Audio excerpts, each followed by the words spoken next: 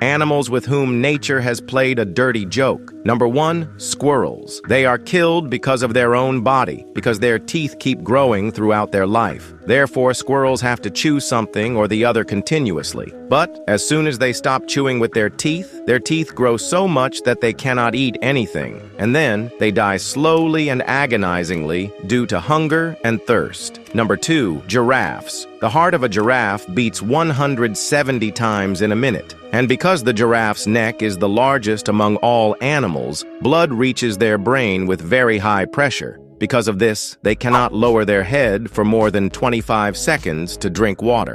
If they keep their head down for a longer time, they may even die due to blood clotting in the brain.